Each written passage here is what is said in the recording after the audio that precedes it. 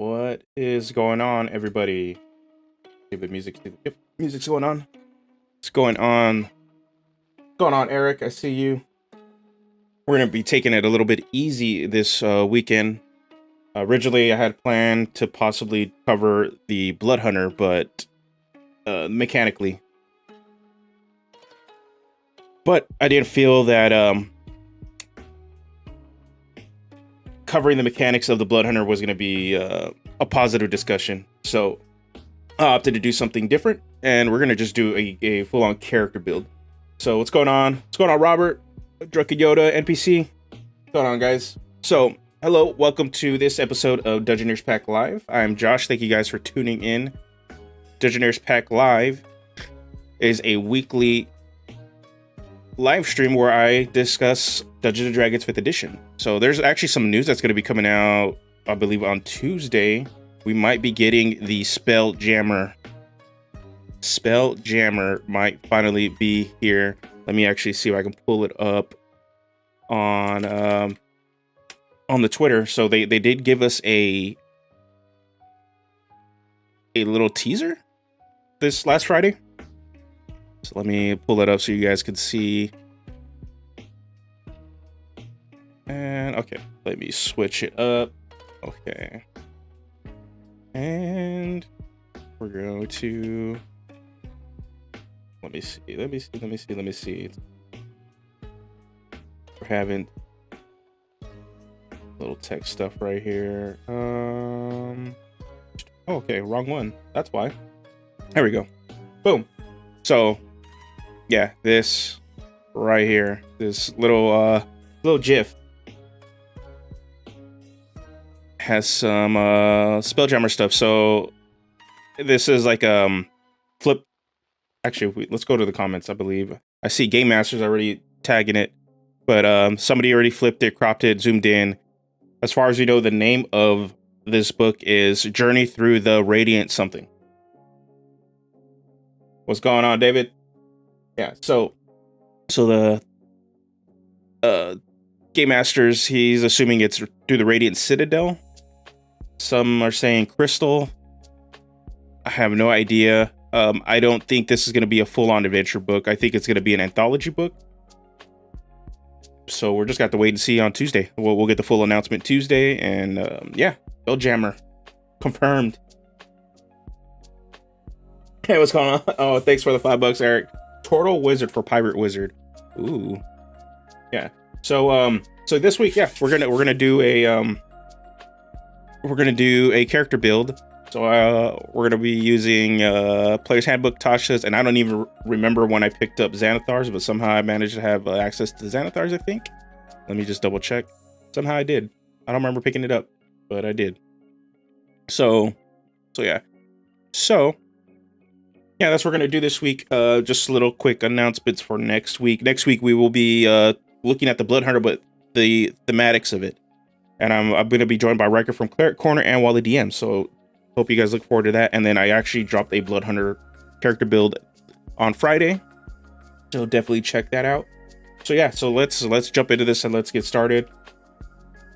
Let's see, we've already seen some suggestions in chat. Eric suggested a Turtle Pirate Wizard, and I'm totally down for that. Drunken Yoda said this character needs to be a badass, and there's nothing more badass than a fairy. You say that, but you'd be surprised at how we can pull some inspiration somewhere to make it a fairy evil and good. So I'm gonna just keep pulling this off to the side. Okay, picks.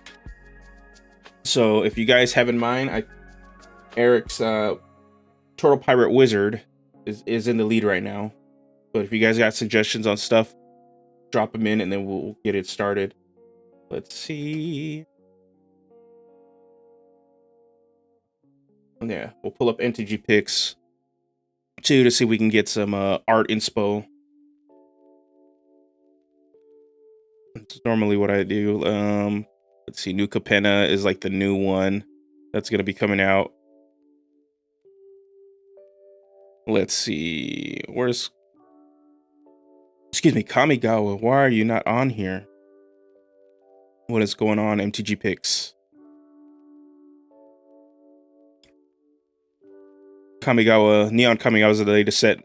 Next Magic set coming out is Streets of New Capenna, where each combination of colors is going to be some sort of like gang in a city. So it's like a 1920s. It's actually really pretty sweet. And this is some of the previewed art already. So that one's going to be interesting. Let's see, this is some of the more recent Kamigawa stuff. So we got a tough badass fairy from Drunken Yoda, and then we got Tortle Pirate Wizard from Prime Minis. Oh, that's a good question. Is Magic the Gathering better in person or is it a virtual? Magic Arena is pretty much going to be the premier virtual digital version of it. It is a very different play experience. You don't get the full range of actual formats when you play this game. You're very limited to standard, which is normally like a small selection of sets that you can play for that year, and that has a rotation, so you're constantly having to upgrade and change your decks. And then they have a couple other versions that are exclusive, a couple formats that are exclusive to that format. And paper, you get to play whatever you want. So, and there's the whole social aspect of it too. So, and it really just depends on the kind of formats you play at that point. So my group plays a very casual format called Commander, and it's more about politics and then just pretty much everybody group effort. It's kind of similar to D&D in a way that it's more about having a fun play group with the slight competitive edge of somebody's trying to win. But you play in a very competitive format, then there's still the social aspect of it, but it's like any competitive sport.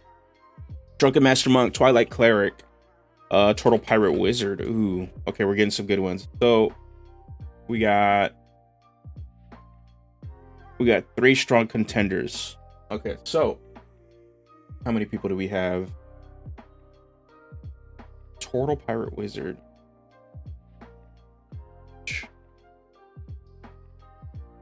People, 11. Okay, we're gonna get some votes in.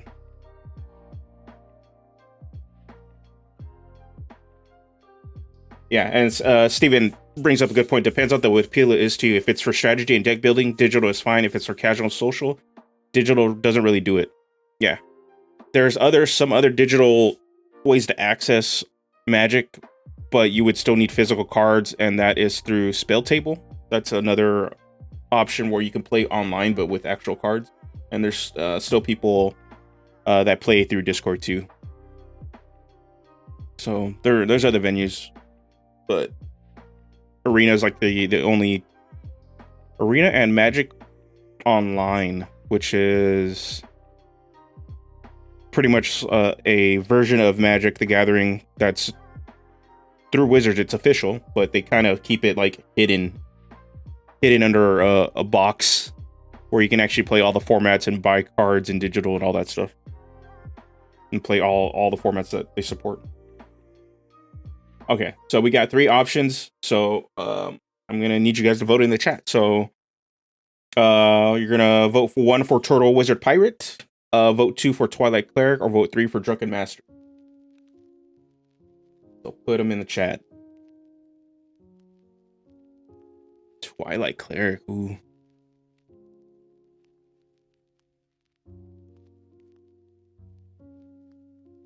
Let's see. And while we look, there is some sets that we can actually draw inspiration from. Man, I don't know why they don't have Kamigawa updated on here. Well, there is some turtles.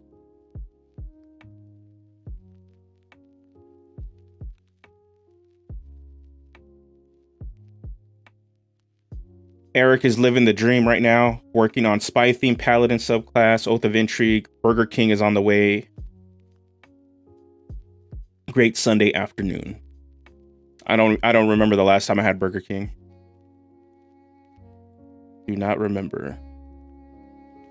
Okay, so we got 2 for Pirate Oh, 3 for Pirate, Tortle, Wizard, and then we got 2 for Drunken Master Monk.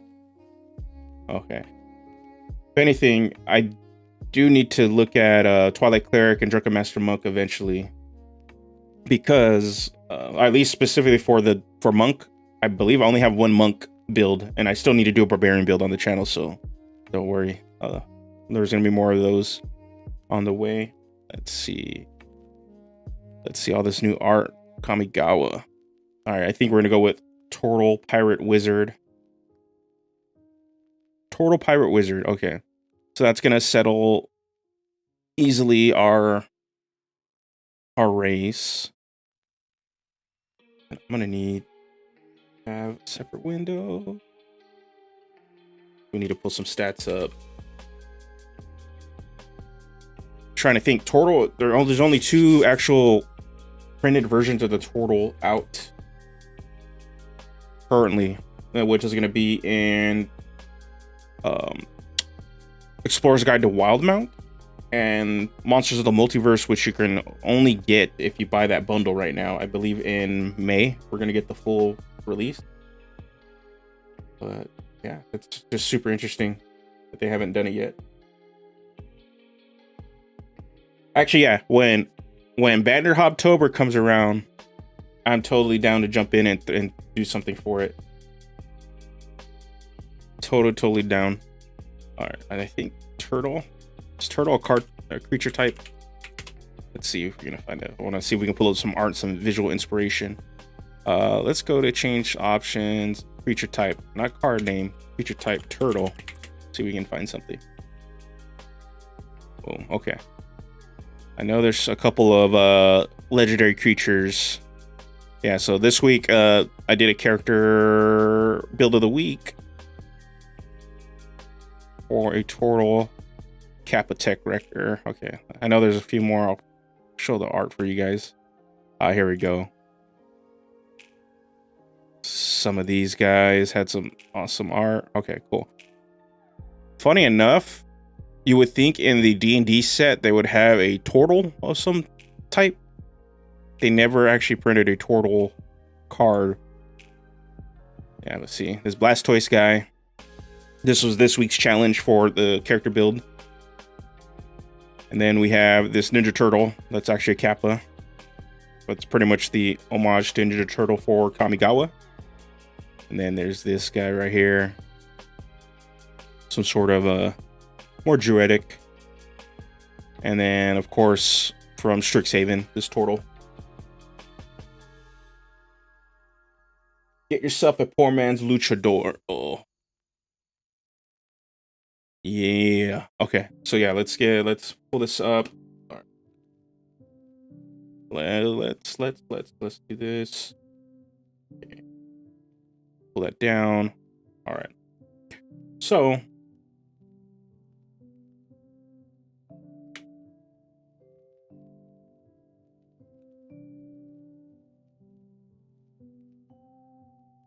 so obviously we'll go Tortle. We need to look at some backgrounds. And of course, whenever I have this stuff on the side, it is the standard array.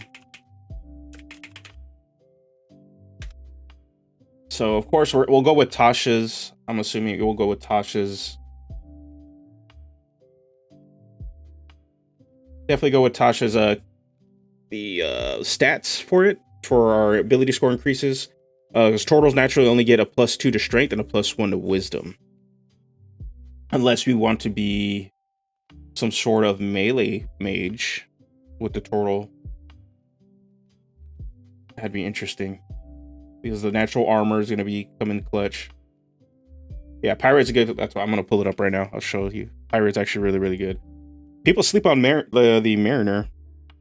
I think it's the Mariner background. Hold on, let's pull you up. Let's see. Background. It is Sailor, excuse me. The Sailor background.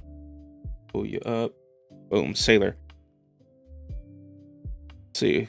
Vehicles, water, athletics, perception, navigators, tools, vehicles. But then you're a pirate. The Tortilla was also part of a standalone race book that could be bought on D&D Beyond during a fundraiser for Extra Life. Yeah, so the Tortle originally was a digital-only class. You can only get it through an Extra Life campaign document that's up on DM's Guild.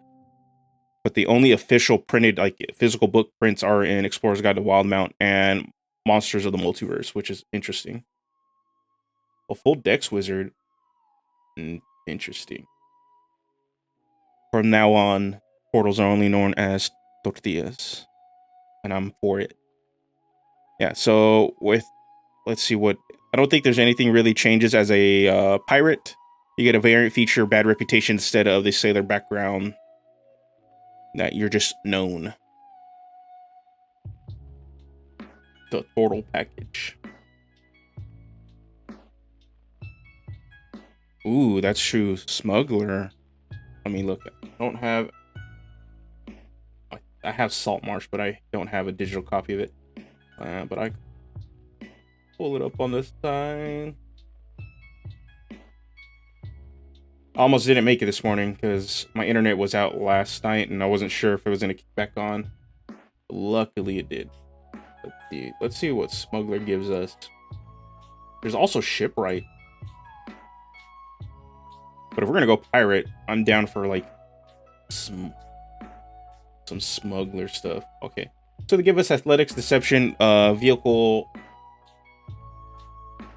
proficiencies for water, just like the sailor. Where are you at, bro? Oh, here it is. The only thing we don't get is Navigator's Tools. But we get the feature down low. You are acquainted with the network of smugglers. And okay, obviously you get a safe house. That's always with you. I don't know. I kind of liking Sailor a little bit more, just because you get more tool proficiencies. Yeah, and that's what I'm noticing compared to the player's handbook one. Like, you get an extra tool proficiency, which matters. Also, perception is really it's good. It's perception. You use it for everything. Okay, so let's do this. Let us do this. Okay, so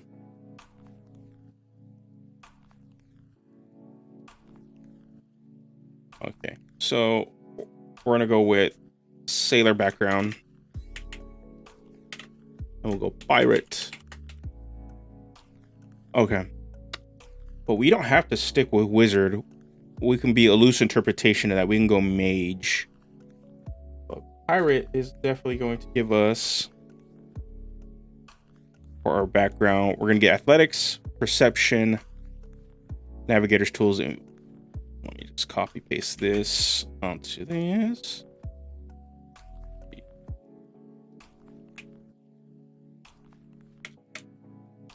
Tools, whatever. We get athletics, and we're going to get perception, which is really good.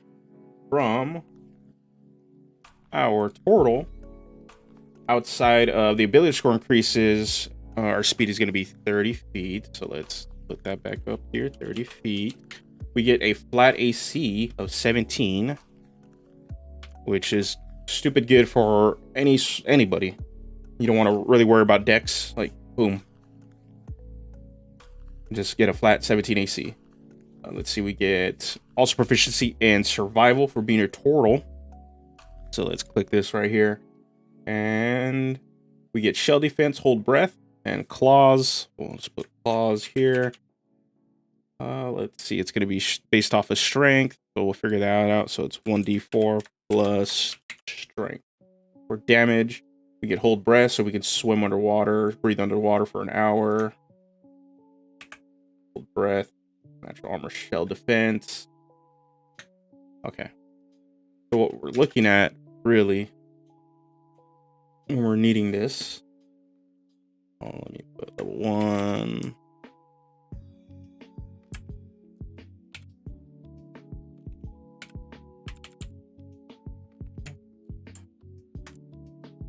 Get this here. Oh.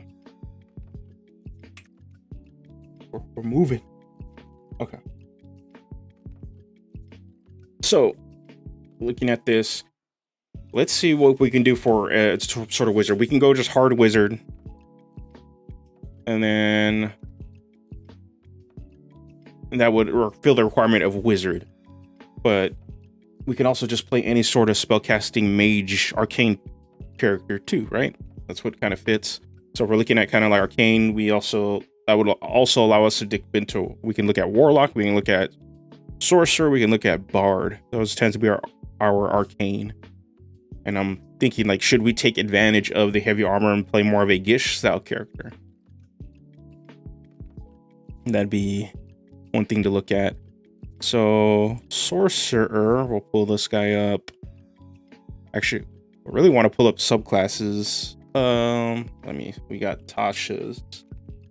Pull up the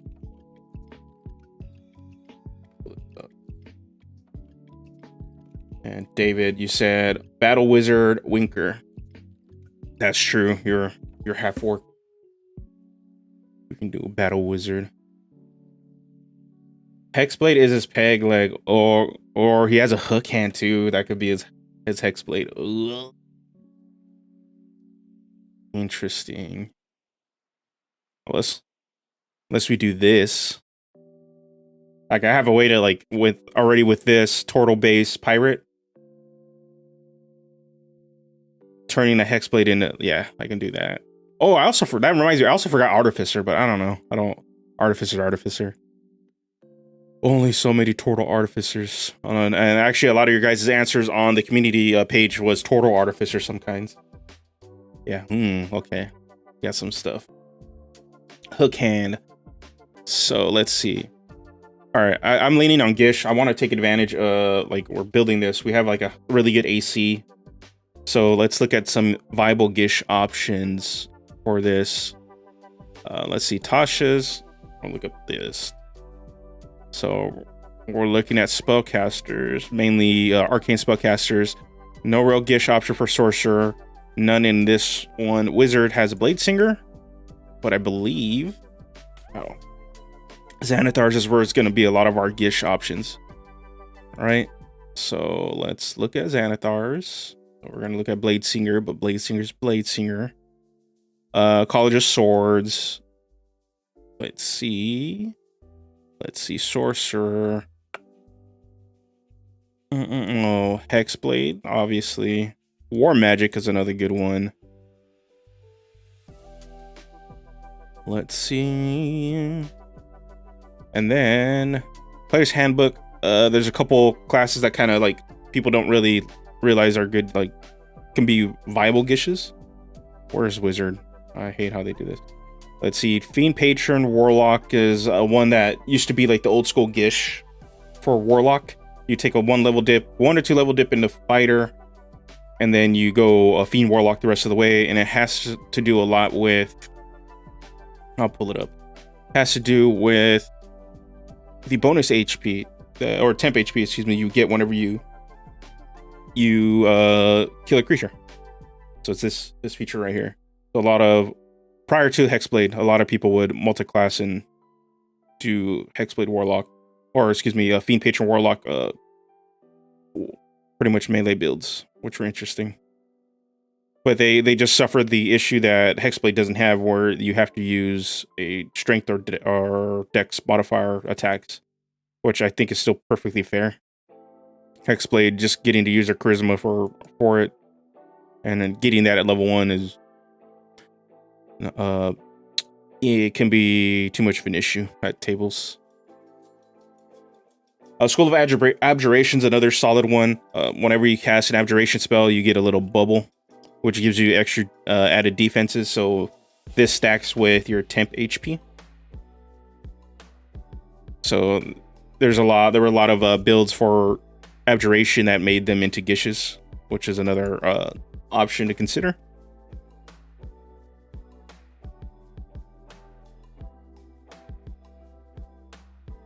And then let's see, Sorcerer, unfortunately, they are missing some sort of Gish option, or one that's really supportive of it. There was the Storm Sorcerer from the UA that never made it, which was like a flavor change for the Sword Mage from 4th edition. Artillerist Artificer. Yeah. I'm still debating on when we get back to my group's big game what my Artificer is going to be. Because my character kind of fits into a lot of like different Artificer niches. So I don't know if I'm going to do Artillerist so I can go around shooting people, or I'm going to go Battlesmith to have my little robot pet. So I'm debating. Let's see. Blade Singer. All right, so we need a vote. Let's figure out. We can go Hex Blade,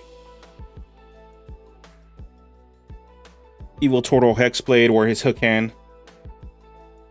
Yeah. Oh yeah, the Sorkadin. True, Eric. Yeah. But obviously, like they normally have options that so you don't have to multi-class, right? That was like the big push for a lot of Tasha stuff. You get your class features, like mini class feature versions, without actually having to dip into other classes. But sorcerers don't have like an actual Gish subclass, which is interesting. Gish sorcerer is just multi-class. I'm determined to make a Warforged Draconic Blood Sorcerer Gish. Right now, my plan is to hit and run. Yeah, that's pretty much the way you're going to have to do it, at least right now with the Sorcerer. All right, so we got one vote for Hex Blade with a hook hand. And I'm leaning that way too. It's not that I don't like Hex Blade, it's just Hex Blade. Trying to think though, would there be any other class we can multi-class this with? I don't think there's any reasonable reason to actually. I think we're gonna go with Hex Blade. Yeah, I'm liking that. So yeah, that's why for my Artificer, I'm still trying to determine. Yeah, Hook Blade. I'm still trying to determine exactly what, and I still got some time. I believe my Avernus campaign is going to be up in May. I think that's what I told my group. They really don't have much left. They just need to go get the MacGuffins, put it together, and then go get the sword, and then that's the final battle. And that's pretty much it. Yeah, they're really close to being done. All right, so let's okay, I'm gonna pull this up. So yeah, we're gonna go Warlock.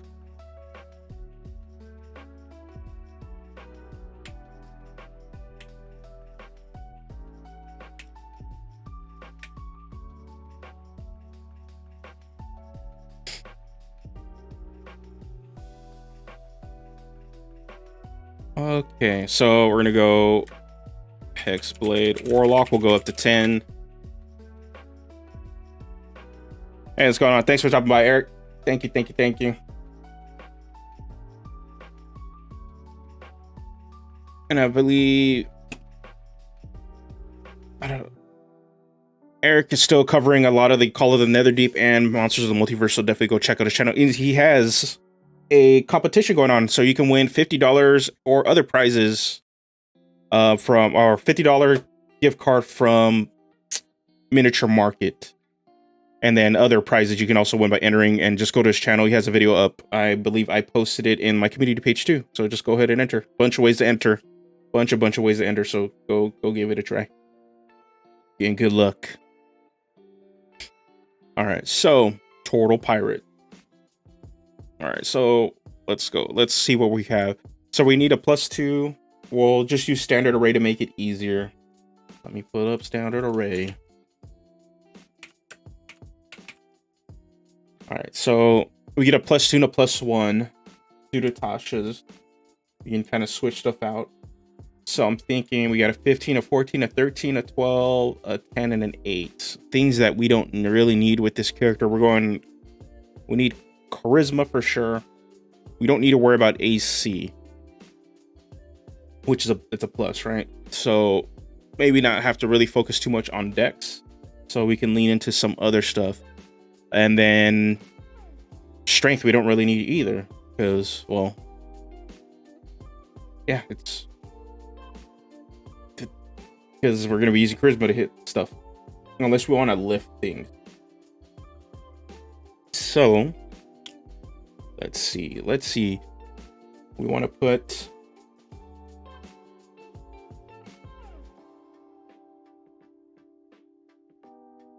we can have double 16s because I don't like having odd numbers. So I can go 16 here, and then a 16 here, at least for level 1, and that leaves us a 13, 12, 10, and an 8.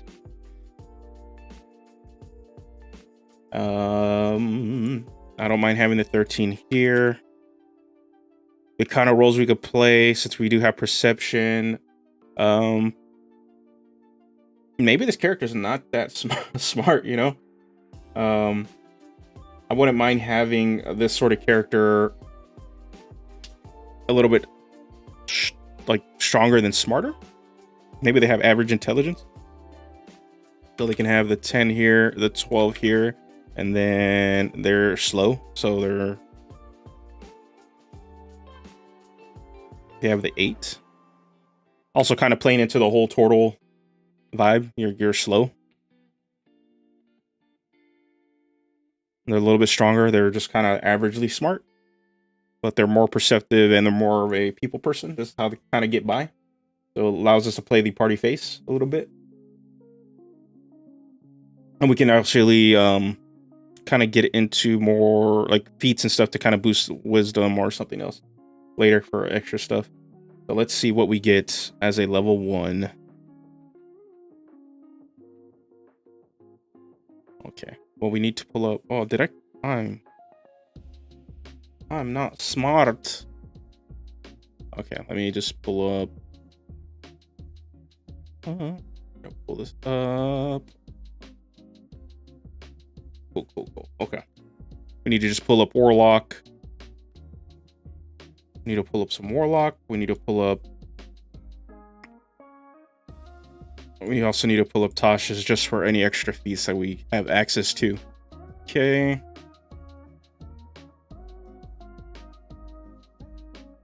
Go to Warlock, and then we're gonna pull up. Okay, we'll just leave the feats here. Because with Warlock, we're like obviously the biggest thing. Warlocks are really fun to build, and a lot of it just because of the invocations and then the pack magic. And then obviously you get your spells.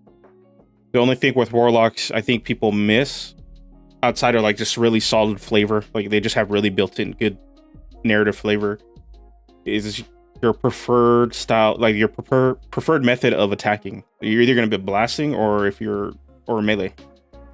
And there's not too much variety at times. Like you can cast 1 or 2 spells here and there, obviously with pack magic. And let me bring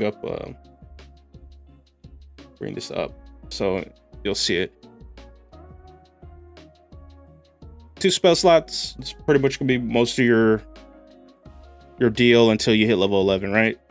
So you only be casting 2 spells, meaning you're gonna be heavily relying on your cantrip. So most of our utility will be there.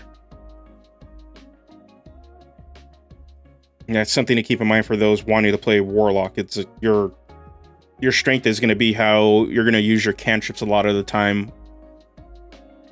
And that's why Pact of the Tome is such a solid pact to consider. Okay, so let's look at our level 1 features. So we're going to get Pact Magic and then Otherworldly Patron as a Hex Blade. We get expanded spell list, so we can choose we can choose Shield and Wrathful Smite. Unlike other classes that tend to get expanded spell lists from their subclasses, the Warlock has to choose these spells. They just don't get added onto their list of spells that they know already, which is interesting. And then Hexblade's Curse and Hex Warrior. Okay, so Hexblade's Curse is going to be like our curse alternative, but you can just stack them. So I'm gonna let's do Hex Blade's Curse.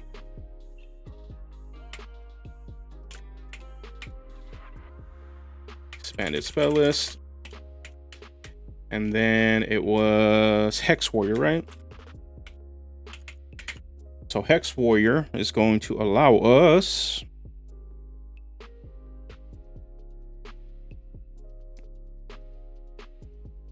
so what I do is we'll go through all the features we'll pick up at every level, and then at the end we'll start just going down and picking our spell list, because we can spend a lot of time on spells. So yeah, so we get Hex Warrior here, and then that is it for level 1 Warlock. Level 2 we get Evocation. So let's pull this up. So since we're gonna go with a more melee build, we're not necessarily gonna need to be picking up the Agonizing Blast, the Eldritch Blast stuff. Doesn't mean you can't play Hexblade Warlock as an Eldritch Blast build. I know people have done the math. It's still mechanically, or like if you care about numbers, it still holds up if you're compared to the melee. It's, for me, it's like super viable. Nothing in the Hexblade Warlock's kit indicates that you have to use a weapon to get triggers off its features. So with Hex Warriors, the only one, it gives you martial weapon proficiency, but it boosts up your armor, your AC with medium armor and then shields, and then just lets you use charisma for your melee attack rolls, melee weapon attack rolls. Other than that, that's the only feature that kind of loses out. But then at level 1, you still, Hexblade's Curse still works with Eldritch Blast. Nothing says that you need to make a melee weapon attack with this feature. And spells are spells. So having access to shield as a ranged spellcaster is stupid good. And Curse Spectre does not only trigger off melee weapon attacks after you kill something. It just, as long as you kill something, you can use I believe it is your reaction, right? Yeah, actually, it's not even a reaction. It's just when you kill somebody, create a little spirit pet.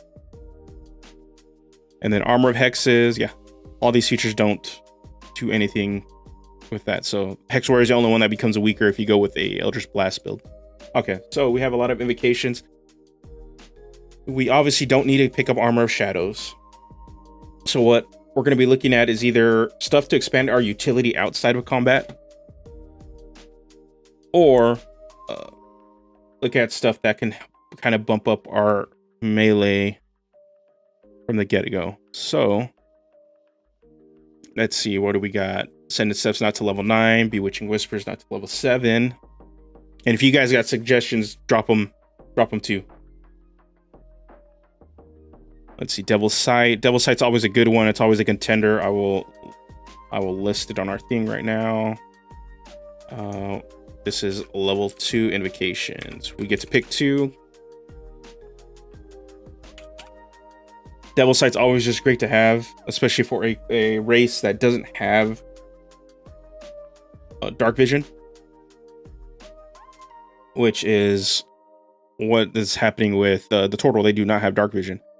So hold on, I'm just pulling okay, that stuff's gonna be okay. We have 2 evocations. Sorry, just we'll pick our stuff right now. Just armor weapons. Doing this because I realized right now, what's the limit on Hexblade's weapon creation? All right, I don't believe. I don't know why it's doing that weird thing. Okay.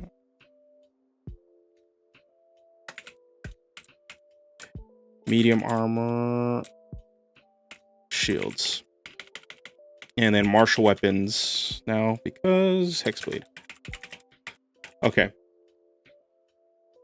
I believe the only limit you're gonna have, and I'll pull it up again right now so we can see for Hexblade. So Hexblade itself doesn't give you, only gives you proficiency to weapons. So, but there is a limit to certain weapons you can use. So Hex Blade, Hex Warrior gives you proficiency in medium shields and martial weapons. The Influence Your Patient also allows you to mystically channel your will through a particular weapon. Whenever you finish a long rest, you can touch one weapon that you're proficient with, and that lacks a two-handed property. When you attack with that weapon, you can use your charisma modifier instead of a strength or dexterity for the attack and damage rolls. This benefit lasts until you finish a long rest. If you later gain the Pact of the Blade feature, this benefit extends to every packed weapon you conjure with the weapon, no matter what. So yeah, Pact of Blade, we'll pull this up, is where if you use this pact, and obviously they did not pull up this one for some reason, pact. So let me pull certification, pact boons. So Pact of the Blade, this is where your other limitation is going to be. So Pact of the Blade is where your other limitation, and actually let me pull up, I'm being bad on this one for some reason. This is not updating. Okay, sorry, having issues with this, not pulling up your guys' questions. But Hexblade, or for Pact of the Blade, is where your other limitation is going to be. This is where you can kind of conjure any sort of weapon, but with Hexblade, it has to be something that doesn't have a two-handed property. So just to keep that in mind. So it has to be something you can just wield with one hand. Doesn't mean you can't have versatile, I believe. But it just can't have the two-handed property. So yeah. Let's see. Let me pull this up. For some reason. For some reason, your questions are not popping up on my deal. I don't want to be able to pull up your guys' thing. So one.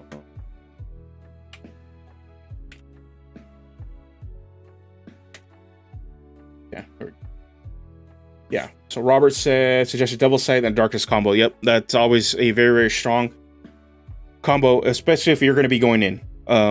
Where it's very, very, the only downside of that stuff, it is a very solo effort for you. Right? There's no benefit for your players to get this. So, but Devil Sight in general is just still good. You can see through darkness and magical darkness. Let's see what other options we get. Eldritch Sight, detect magic at will, which is good if we want to kind of help out with that end. Okay, and then we get, I don't think we get access to any of like the melee based pact features until later. So like a Pact of the Blade feature, Life Drinker, we deal extra necrotic damage whenever we hit them with a melee weapon. Master Myriad Forms, so many faces, Minions of Chaos, Mire the Mind. We can do Sally Image. Let's see. So I think for at least our first 2 level invocations, we need some like easy access stuff that's going to kind of just expand our roleplay a little bit. All right, so yeah. So Devil Sight I'm going to stick with. Let's see. But we need... Wouldn't it actually be pretty hilarious if we do take something like Beast Speech, where we speak with animals, and then since we're a pirate, we're kind of Aquaman-y, we speak with fish. And then Beguiling Influence just expands our... We could take this one just to expand our proficiencies for face features, which is still never a bad thing. Just kind of flavor we're going for. I'm leaning on Beach Speech just because to speak with animals and speak with fish. We're that kind of turtle. Or you can read all writing. That's another one. Eyes of the Runekeeper. That's never a bad thing.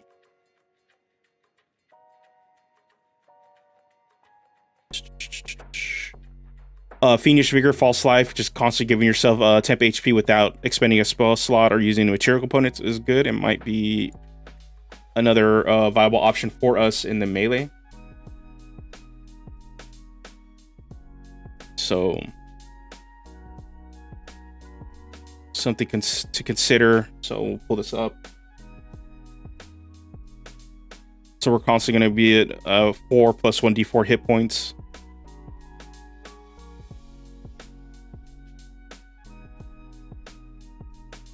So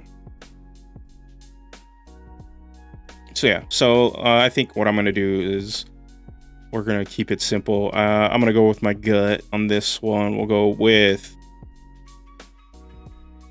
Beast Speech. Something a lot of people tend to overlook and not take, and they kind of leave that. I'm trying to kind of leave that kind of stuff for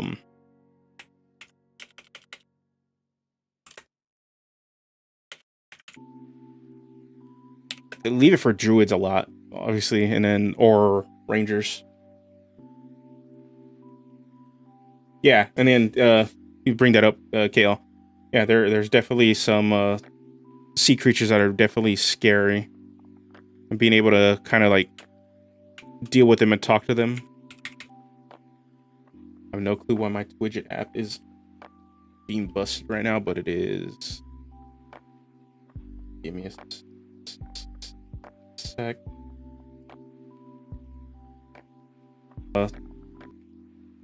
Give me a sec. I have no clue why. Just trying to get it so I can bring up your guys's questions.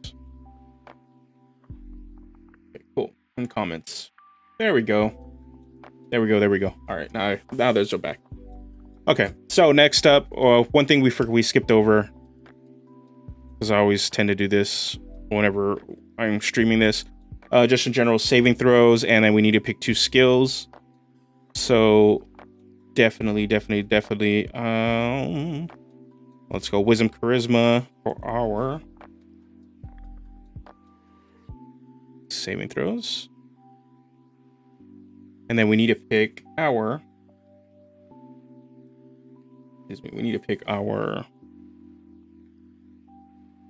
our skills. So we get to choose 2 between Arcana, Deception, History, Intimidation, Investigation, Nature, and Religion. We need some stuff that I could see this person being a little bit of a nature buff. That would help them with the seas, and I would actually lean back into Beast Speech, kind of a different kind of pirate. And then maybe Deception or Intimidation.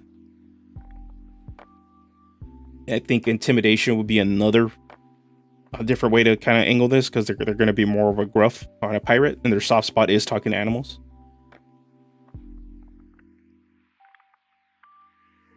What I'm thinking for this kind of character. All right. Okay. I think that's where we're going to go with this one. All right. Let me pull it up on my end, and then we're going to see what we need as a warlock at level 3. Okay, level 3, we're going to Pack Boon. I think our only viable option to really kind of get this melee lock going. And it's perfectly viable to not do it if you don't take Pact of the Blade. Pact of the Tome is a very, very solid option to expand your features. You want to have more utility as a warlock, and just have more stuff to do. And getting a bunch of cantrips is perfectly viable.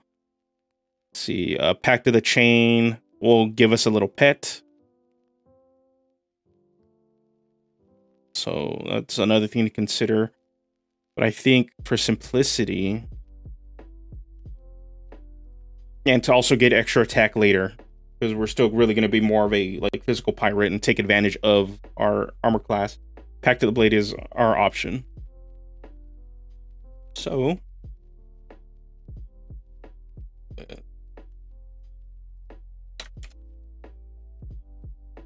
here, level 3, Pact of the Blade. We'll go Yeah, back to the blade. How we're gonna kind of get, and we'll go level 4 here. And what do we get at level 4? ASI or an ability score increase, right? So let us pull this up.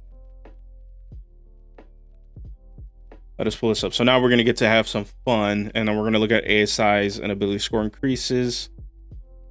Let's see. So Tasha's gives us a bunch. Gives us a few. If we take just ASI, we can just put a +2 into our character's charisma at this point. Pull it up. We put it to charisma, and that'll bring it up to an 18.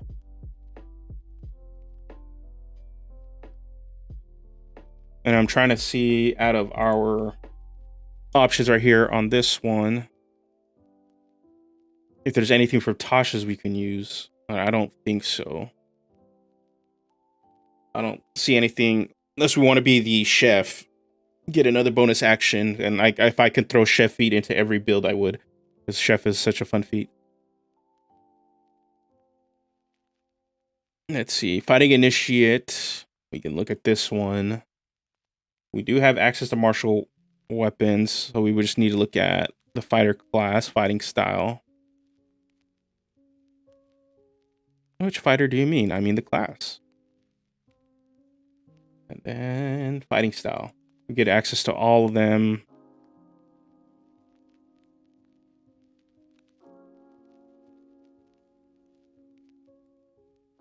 That is something to consider. Since we're not wearing armor, we can't use defense.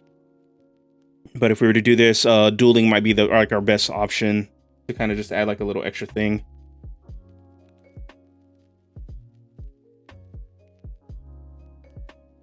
That's that one. If you want to add a little extra damage, I don't know if that's viable. For me, I think the ASI adding +2 is a lot more beneficial overall.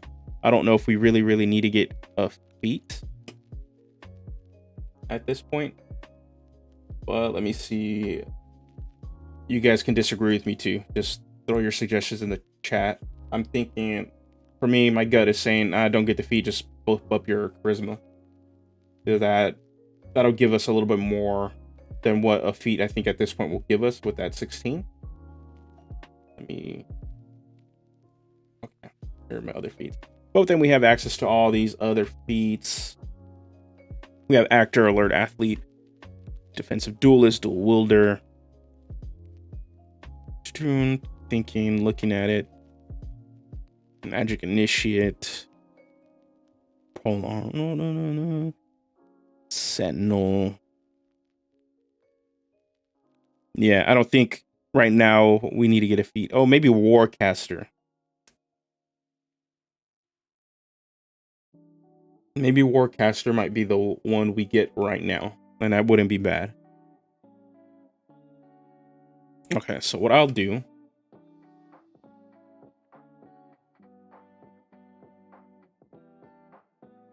Okay, we'll go with Warcaster. That I thought about it, because this just makes it easier to cast stuff with our hook hand.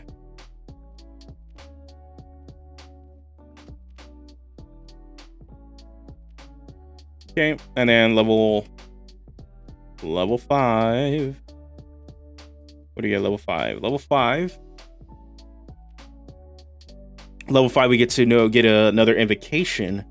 And then this is where, since we're going back to blade, this is where we will pick up our extra attack one. So where are you at? Where are you at? So now we can hit twice with our hook hand. Not Life Drinker. It is. Not Mire of the Mind. It is not One with Shadows. Where are you at? Level 5. Okay, Thirsting Blade. This is where we get to attack twice. So let us level 5. Invocation. You can't spell. Thirsting Blade. Cool. All right, let us pull us back up. All right. And then level 6 6, we get our subclass feature. So I believe we're getting a Cursed Spirit at this point, which will allow us to summon a spirit to help us fight after we kill something. And trying to think ways to reflavor it, because it's one of those features that you get that doesn't necessarily, that kind of sticks out with all the other class features, right? So when you're looking at all the other Hex Blade features, they really focus on making you a melee Gish warlock. So even with your expanded spell list, all this stuff is just make you a better fighter. And then there's level 6. I just summon a spirit after I kill something. Kind of throws it off. And so reflavoring this is kind of the way to kind of really make it within theme. This could just be, yeah, you are summoning the spirits of the fallen souls. Maybe these are, you're just commanding the waves and their water is kind of forming into some sort of not construct, but the physical form that you're controlling the water to fight. Just play with a ton of different things, because the Cursed Spirits one is a feature that just, I don't think it makes sense for the Hex Blade. Maybe I don't know if for those of you familiar with older editions of D&D, you can let me know, because if this is like something the older Hex Blades used to do. All right, and then level 6. Thank you for the sub, Elias. Thank you. And at level 7, okay, we're not gonna pick up anything at level 7 besides some spells, so that's thing to just remind ourselves later. Oh, evocation, actually, never mind. Get another evocation. So now we need to start looking at some other stuff. Level 7. Did we get anything different? Sculpt of the Flesh. You can cast Polymorph. Access to new stuff. Trying to think.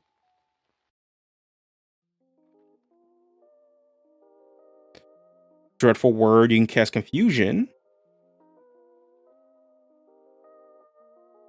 Oh, hey. Bewitching Whispers. Compulsion. Not bad. Trying to think.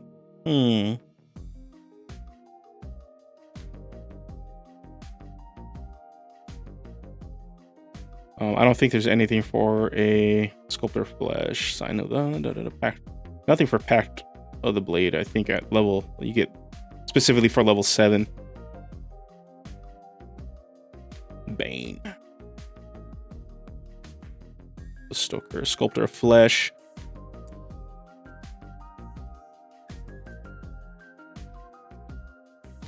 Kind of want to do Sculptor of Flesh and like have Polymorph on deck so that you could turn people into fish.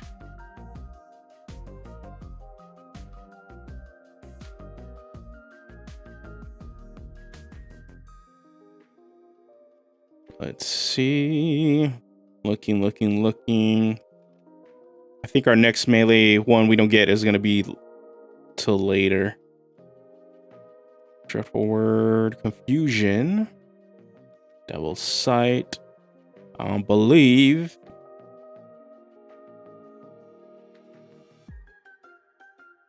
Yeah, I think we're gonna go with the Polymorph one. Sculptor of Flesh. It's being able to turn people to fish. Maybe turn somebody else into a little turtle.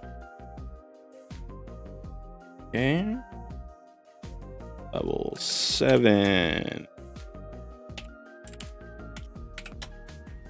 Invocation. Sculptor Flesh. All right, level 8. We're actually getting close to being done with this build at level 9.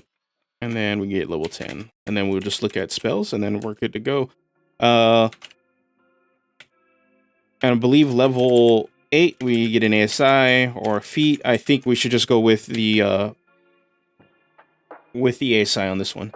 I think just going, let me pull it up. Just going ASI Charisma is probably the safe bet. Cool thing about Hex Blade, like you don't really from like really optimization standpoint, there isn't really too much you can really want out of your feats unless you're building a very certain way. This character being more piratey, and there isn't really pirate feats to give that extra flavor besides our background. I think just picking up Warcaster and then going Charisma and bringing this up to an 18 is probably the safe play, and also just solid because it just brings up all of our modifiers and spells and stuff. What is going on?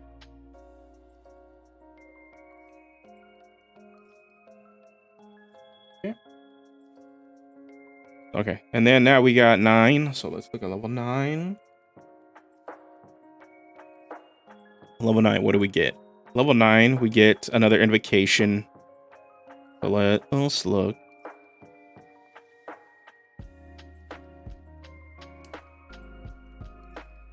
Whispers of the Grave. No, let's see. Just looking at our level 9 options to see what otherworldly leap. You can use jump on yourself without expending a spell slot, which wouldn't be a bad idea for this character. They kind of give us some more mobility. Minions of Chaos, Conjure Elemental. Oh, not to be a bad thing either. Let's see. Pact of the Tome.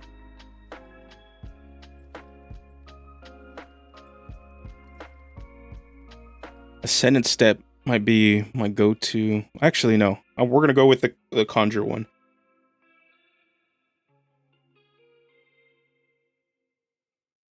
Minions of Chaos, conjuring a bunch of small water elementals is probably what I would want to do if I was going pirate theme for this. So let's pull this up. Invocation. Minions of Chaos, and then let's go for level 10, and then we'll get into our spells. And then this thing is ready to go. Okay, and then what do we get for level 10? Level 10. Okay, we get a subclass feature. What is our last thing? We Armor of Hexes. So what this is going to allow us to do at level 10, your hex grows more powerful if the target cursed by your Hex Blade's curse hits you with an attack roll. You can use your reaction to roll a d6 on a 4 or higher. The attack misses you, and regardless of its roll. Ooh, that's actually really, really good. Nice defensive option that only costs your reaction, and you can constantly do it. So... here we go. So let us go. Armor of Hexes. Armor of Hexes. Okay. That's going to give us that. And the cool thing with this, we can use a shield, right? So let me pull it up. Due to Hex Blade, we get access to a shield. So that would bring us from a 17 to a 19. That's looking pretty beefy. Let's see.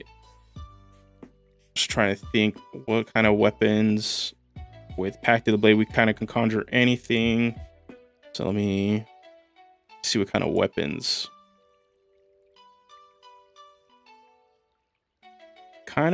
We can do. We want something that kind of represents our hook hand, but still mechanically like solid. They can't be two-handed.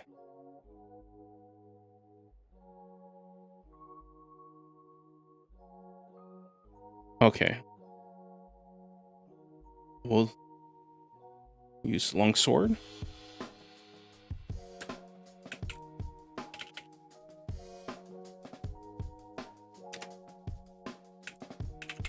Longsword, and I can't spell. Okay. So longsword is a 1d8, and it'll be plus charisma at this level. This level, so it'll be 18 is a 4, so plus 4, right? So 4, 1, 0, 3, -1, and 1. Okay, cool. And then we just need a proficiency bonus. It's going to be at level 10, I believe it is. Yeah, it's +4. So let's... Initiative is just going to be -1. So we are a slow turtle. Really, really slow. So now a +4 and a +4. So we have a +8 to hit with our hook, which is going to be...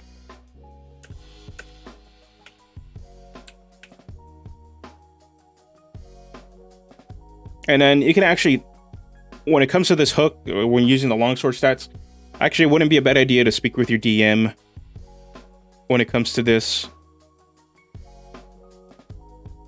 Oh, this is funny. Wouldn't be a bad idea to speak with your DM. Actually, hold on, no, we're not on +1. Oh. 5. Okay. To speak with your DM, back to saying it, there are magic items added in, I believe, Eberron that or prosthetic limbs that you can consider.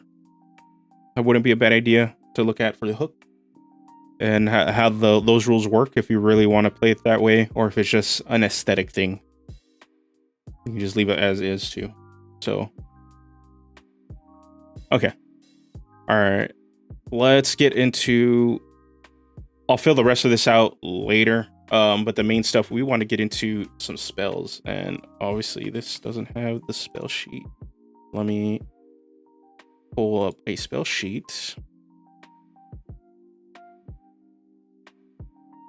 Okay, character sheet. Fulfillable spell casting optional. Here we go. All right, we need to start looking at some spells. We are a warlock. Spellcasting ability is going to be charisma. I think we're at a +8 right now. Spell save DC. It's a spellcasting. Oh, excuse me. +8. Okay. Spellcasting ability. Spell save. Oh, come on. Oh, over here.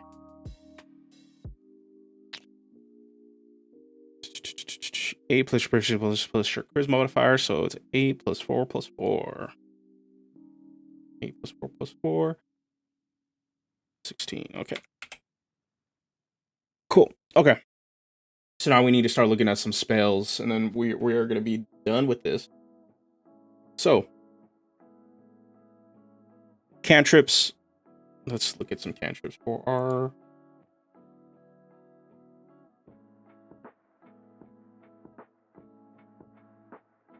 We need to look at some spells, so let us look at some spells. Spell lists. Warlock spell list.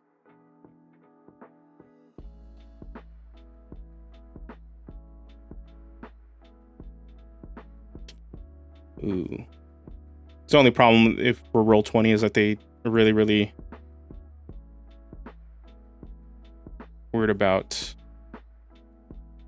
how certain stuff links, and I don't understand why. Okay. So hopefully it...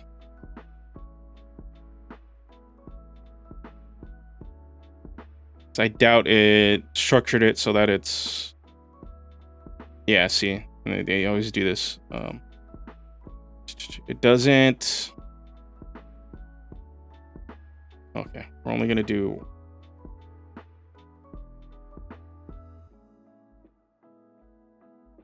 Did it fix it? Yeah, it did. Okay, so there's a couple options looking at. I think with this character, if we didn't go Pact of the Blade, I'd be all about doing a Booming Blade build for this.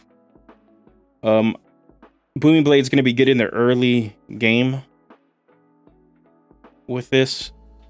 If you can exploit the extra deal, the extra damage. This build isn't necessarily built for that. So, I don't think Booming Blade is going to be one of our spells. Especially because the damage is going to be equivalent are somewhat similar once we get extra attack anyway. So yeah. So what I'm gonna be looking at, since we are gonna be going in and attacking, Eldritch Blast still isn't a bad option just because it's a ranged attack. We're not gonna get the full functions that makes it really, really good. But big things I'm gonna want to look at is utilities. Oh, Mage Hand would be interesting. Is like whenever we cast from our hook, it's our actual, like, it's a spectral version of our Tortle Hand that the hook is replacing. Maybe that was part of the thing that this Tortle kind of gave up. They gave up their hand as part of their pack. Mage Hand is just a good utility spell. So, and then let me see. I just need to see how many.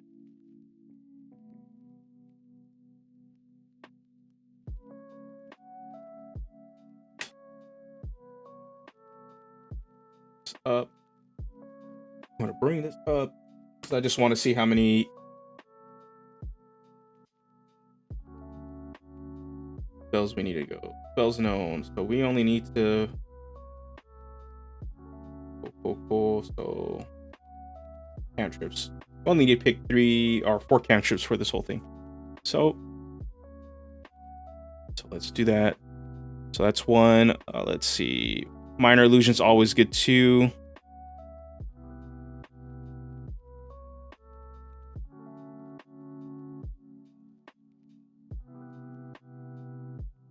Let's see. Okay. So I'm gonna put minor illusion, and we need to pick 2 more. I think the tried and true Eldritch Blast is still gonna be a solid range option for this character just to have on hand for those fights.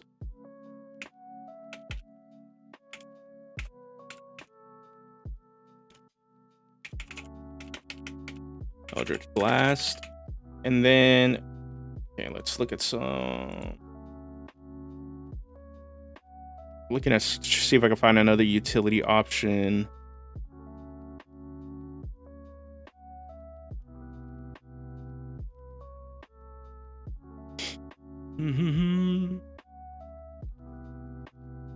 And Sliver, minor illusion, poison spray, prestidigitation, sword burst, thunderclap, pull the dead, true strike. I'm wondering if thunderclap might be our other one. Just if we get into a situation where we get too many people on us. See. It doesn't knock them away like Thunder Wave. We're just better off taking Thunder Wave. Sword Burst.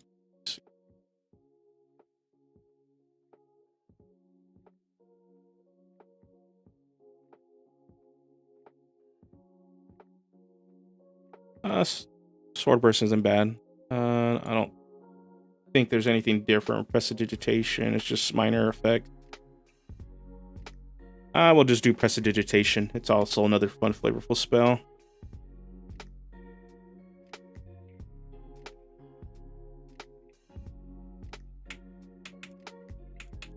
Prestidigitation. Okay. So now we just need to see how many. Excuse me. How many spells we're gonna get. So we need 4 level 1, 2 level 2s, 3 level 1s, 2 level 2s, 2 3s, 2 4s, and 2 5. Oh, 1 5. Okay. Okay. 3 2 2. Okay. So okay. So now that I know, we need 3 level 3 spells. 3 level 1 spells, excuse me. So let's add that here. Excuse me. Don't know why that's doing my throat. Armor Edifice is going to be good.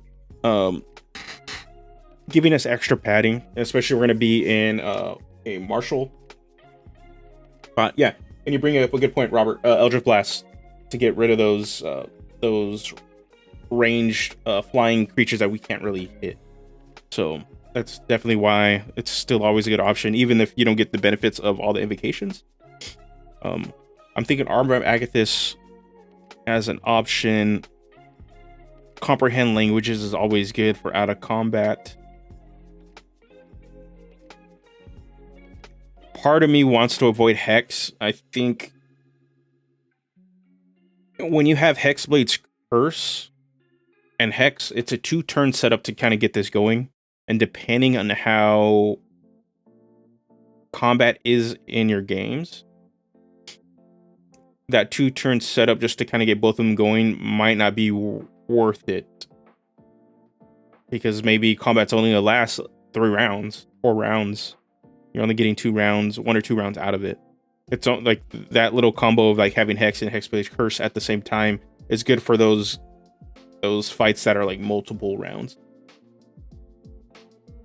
And are like boss fights. So part of me, I'm gonna just for sure it's gonna be Arms of Adar's. I think is gonna be a good one too, because you just get around everybody. So Armor of Agathis, Arms of Adar, and then Comprehend Languages. Is like what I'm gonna go with.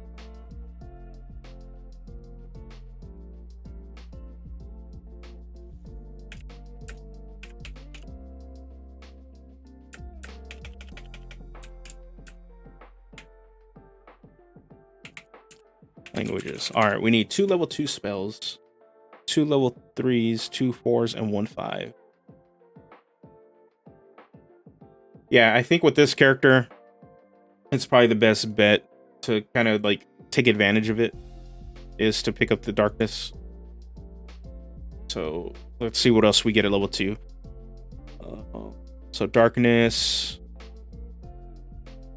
hold person, visibility, mind spike, mirror image, misty step, brave enfeeblement, shadow blade. Ooh, that'd be interesting. Shadow blade, where the blade takes the form of your hook, and it's a shadow hook.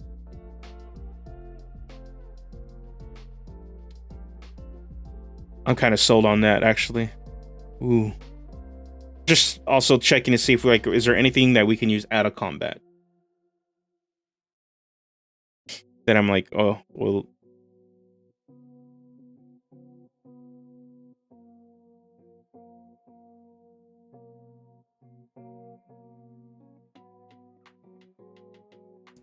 Yeah, I think Darkness, Shadow Blade, and we just do Shadow Hook. We're gonna go much more focus on our melee stuff. And also, the good thing is, the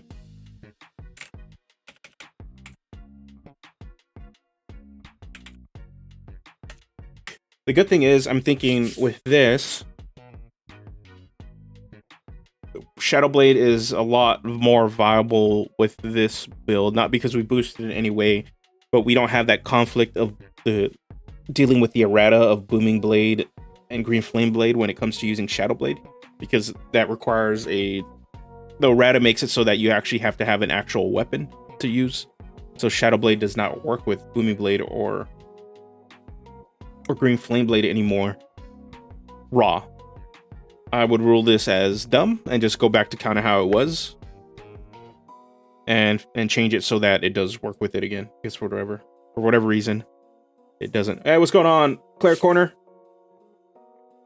Yeah, we're getting actually close to done. We're just working on the spell list, and then this character build is done through Fry Mini's suggestion. He suggested a Tortle Pirate Wizard, but we went Hex Blade instead of like full wizard class. But we're a Tortle that is a pirate that uses their hook as their Hex Blade weapon. So spell list. Ooh, that reminds me. We had an expanded spell list, and let's see if there's anything that we can pick up instead. Let's see. The smite spells, I don't care. Shield is still is stupid good. I'm thinking for level 1 we take shield instead of Armor of Agathis. For those rare chances that we do get hit.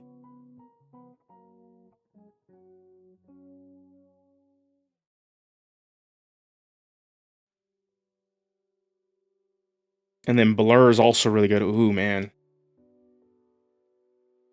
Get some good ones. Okay. Or shield. I say pick one or the other. Armor, I think this is still good with this sort of build too, because we are melee oriented. Comprehend languages is there for out of combat. I think it's just always a good spell. One thing I think people need to I would hope they do more of when they build gishes, they build characters that are melee spellcasters, is to also look at options that help you do stuff out of combat, to kind of give you more role play and also keep you active in other pillars of the game. So it's one of those things where I think in general, when people build any sort of spellcaster, they really just like, let me give all my damage spells and control spells there, and then they're kind of stuck not being able to do stuff out of combat, and either relying on other characters to kind of do it, either through skills or they happen to prep those certain extra spells, and they kind of just sit there at the table. It's like, no, like, go ahead, like, you don't need all the damage spells. Maybe one or two to kind of help you with your combat roll, and then you have extra slots. Just start looking at stuff out of combat. It really help you out. I know I did that a lot when I started playing the game. Was I just built towards combat, finding a lot of crowd control or just damage spells, and that's coming from a very gamer mentality of just like try to kill the things the fastest as possible, and having the options in case they have resistances and things like that. Okay, level 2 blur is also stupid good with our high AC. So I think darkness or blur is gonna be here. Darkness is just a good combo that kind of fulfills the same niche as blur for us, but it also hurts our allies since they can't actually fight in darkness. And blur, we just blurred. We'll have like a 17 or 19 AC. People are going to be frustrated with hitting us. Ooh, borrow knowledge is actually really good too. I completely forgot about that one. And that's a level 1 spell, right?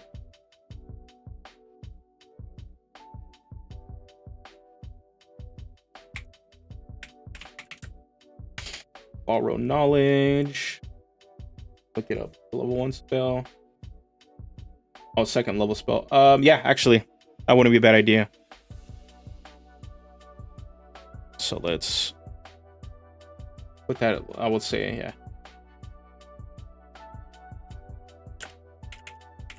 And I say that just depending if you want to take Shadow Blade or not, or you take borrow knowledge. Like, there's some flexibility there. Now we need 2 level 3s. We can pick Blink or Elemental Weapon. I don't really care for either of those spells for this. Elemental Weapon will be cool, and then we just turn our hook into ice. Wouldn't be a bad idea. But if you're picking up Shadow Blade, might not be the best thing. All right, let's look at level 3s and 2 level 4s, and then 1 level 5. And we are good with this build. Ooh, counter spell is always going to be one of those ones that you probably should have on deck. Let's see, fear effects, fly.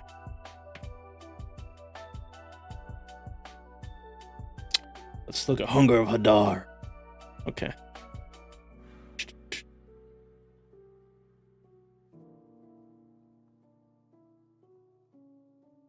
Okay.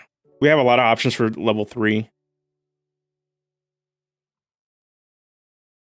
A lot of options.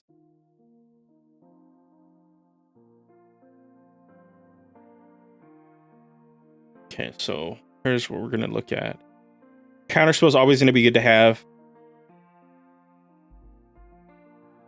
Fly will be another option. I want to pick Hunger of Hadar as a crowd control option, just in case. But thank you, Rivi, for the sub. Thank you. Hunger of Hadar, though, I think kind of works against what we're wanting to do, because we want to get in there and hit, right? And creating a space where all of us will get hurt, I don't think works in our favor. Hypnotic Pattern is also another good one. Let's see, Major Image. Remove curse. Okay, so I think we're gonna go with simple. Simple. This is my suggestion. Counterspell.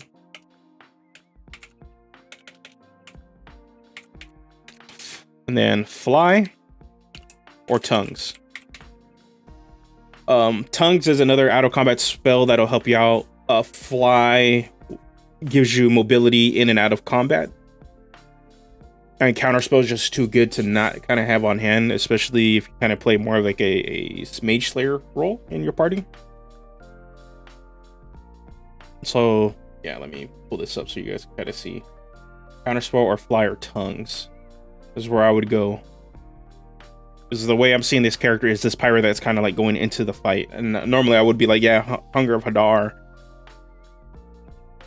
But it prevents us from kind of doing what the goal of this character is to get into the fight and hit stuff. And tongues just opens up out of combat options. Also just kind of being able to talk to people. All right, so we need 2 level 4s and then 1 level 5, and then we're done. And then okay, pull up our spells. We're gonna boom level 4, and screw, we'll pick up the and we'll do level 5 also. Okay, we'll range it. So we just need Shadow Moil. We be the shadow, but I don't. That's not flavorful for this guy. We want some piratey stuff. That's Macabre, Dream, Innervation, Farce. Oh, there's a level 5. Okay, level 4. We don't get too much at level 4. Banishment is gonna probably be an option. I will suggest Charm a Monster, Hallucinatory Terrain. My buddies have been making use of Hallucinatory Terrain in our Avernus campaign a lot. Our Bard player really enjoys that spell. Elemental Bane, Dimension Door. Let's see. I think we'll do this. We'll do Banishment and Dimension Door. I think that is going to be like our solid options to kind of goes with what we're trying to do. So Banishment, take 1 whole creature out of the fight, and then Dimension Door. And actually, let's look at our expanded spell list, see if there's anything from this. Phantasmal Killer and Staggering Smite. Not really, no. Okay, and we have level 5 spells. We get to pick 1 level 5 spell. Contact Other Plane. That wouldn't be bad. Flavorful way to actually try to get a hold of our patron. Just contacting them that way. Dream. Bar Step.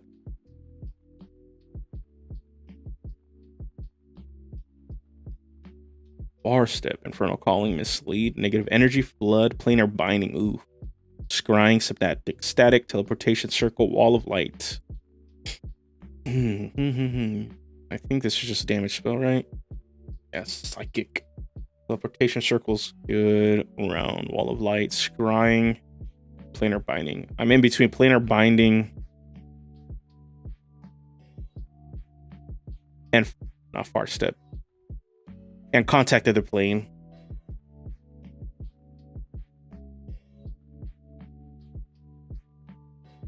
Flavor wise, I want Contact Other Plane. I think we're gonna go with that one for our level 5. It's not, this is like super RP. Just a lot of the options we're getting at higher levels, while we can target higher level creatures with some of the stuff, some of our lower level stuff accomplishes the same goals that we already kind of get from our higher level stuff. And I'm always, yeah, we could go Hold Monster, right? That's what I was thinking too. Hold Monster is another option. I'll probably put that as but Banishment also kind of accomplishes that goal too. The only thing benefit you'll get with Hold Monster is that attacks made against that held monster will be with advantage. And it's the same thing with hold person too. But contact other plane is like, you got your patron on speed down now. So we'll do this. Contact other plane or old monster. Okay, so let's pull this up before we wrap it up. I'm already looking at the time. Okay. So oh, you guys can't see this 100% see the spell list, but boom, now you can. Okay, cool. Now we got Mage Hand, Minor Illusion, Eldritch Blast, Prestidigitation for our cantrips, and then Armor of Agathis or Shield, because I think they both fill the same role. Arms of Hadar and Comprehend Languages for first level. Second level, we pick Darkness or Blur. They both accomplish the same thing, but I think Darkness is going to be detrimental to the party, while Blur isn't. Shadow Blade or Borrowed Knowledge, depending on what you want to do. Shadow Blade, it's just like a spectral. Your spectral hook hand takes over, then you attack with that instead. Or Borrowed Knowledge if you want to go with more out of combat utility and kind of need to fill in roles and need to fill in help with conflicting skills and tasks. Excuse me. Either one are valid options. Just really depends on what your party needs at the time. Counterspell, because Counterspell, and either Fly if you really need to have some mobility. But I would lean on Tongues as another out of combat feature to kind of help talk with people when you need to. And then you get Banishment, and then Dimension Door for level 4. And then Contact Other Planes or Hold Monster, choose either one for level 5. And that would wrap up our spells for our pirate, our Tortle Pirate. So yeah. So this is what we're looking at. I will get all these numbers and stuff done and get this posted up on the Patreon for free for everybody and with a nice little graphic, and then we'll post it on the community page. I will also post it on the Reddit. So if you haven't joined the subreddit for Dungeoneers Pack, it is on there. So go to reddit.com/r/Dungeoneers Pack, and then I post all the challenges on the community page there too. You guys are free to post memes, questions you guys have, or need help on working on your builds or anything 5th edition. It's on there too. If you guys want to discuss, it's all there. And as always too, the Discord is available for you guys also to do all of the same thing. I'm pretty active on everything there. And yeah. So yeah, I'll get this posted up soon. Hopefully by the end of the day, you guys can get this character sheet you guys can just use. And yeah. So yeah, this was fun. This is a good one. Next week, we will be talking about the Blood Hunter. But we're going to look at the flavor of the Blood Hunter. That's why I didn't really look at the mechanics today, because the mechanics of the Blood Hunter, I don't think I was going to have like a super positive discussion about it, to be honest. So, yeah. So, next week, I believe I just need to follow up with them, but I'm going to be joined by Riker from Cleric Corner and Wally DM, and we will be discussing the flavor behind the Blood Hunter and also how to reflavor it and kind of take the mechanics and do something else with it. And I might throw in some stuff about other settings and where that class might fit. So that will be our discussion for next week. This was fun, nice chill stream. And then the first week of April, I plan on streaming almost every day, hopefully. So I have a class I'm working on, the Luchador, and I'm hoping to get that done and work and get feedback from you guys and have it ready for testing by then. So keep an eye out for that. That'll be the first week of April.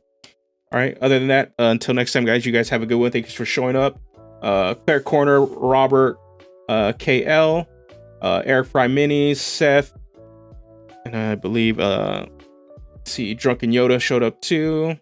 Stephen Harris, David, and yeah, that is, and then Red Wolf and the NPC. Thank you guys for showing up, and until next time, you guys have a good one and take care.